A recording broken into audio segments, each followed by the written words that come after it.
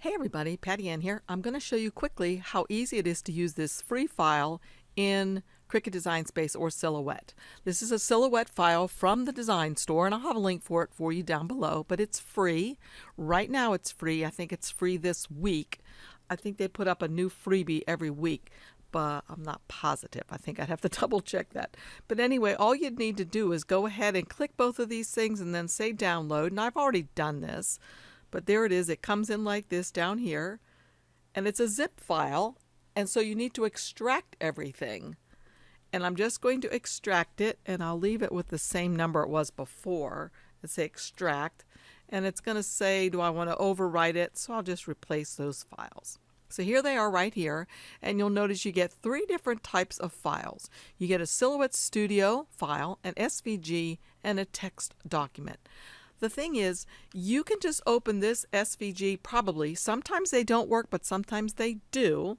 So this is something you have to just check with Cricut Design Space. But I can just open this one right now if I go to Cricut Design Space and go to Upload and upload an image, browse, and I'll find that one I just did. Here it is, the SVG, open.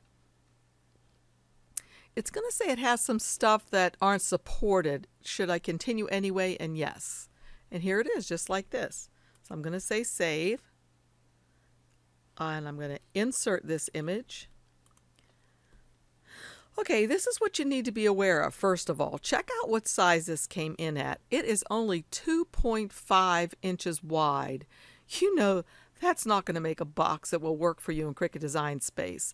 So what you need to do though is you need to have the free version only. Since you've already purchased the SVG of this one, you only need the free version of Silhouette. So I'll show you that. I'm going to go to File and New. I'm going to change this so I'm only viewing in the basic edition or the standard edition. That's the free one, right? So now what I'm going to do is I'm going to go to File, Open, and I'm going to open the Silhouette Studio file. That's important that I do this. I'm going to open this one and notice it comes in perfectly. The reason why I want to know about this one is I need to know the size of it. So I'm going to write down 7.095 because I know that's the width. So why do we need that for Cricut Design Space? Let's go back over there and see. Here's the size it is. 2 inches. We want it to be 7.095. And of course, I have the lock so it stays proportionate, and I'll hit enter. Now that's the size we want it to be, but there's an issue here.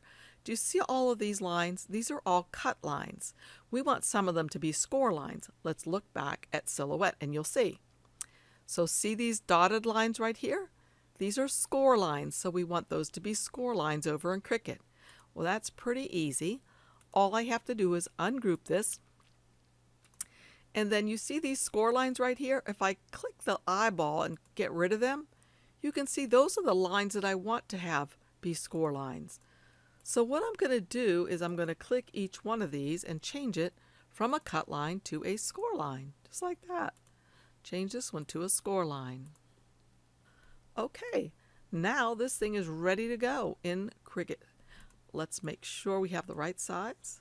7.095, that was I think what it was. Let's double check. 7.095, that's correct. And now with Cricut, all I would do is go make it. And what did I forget?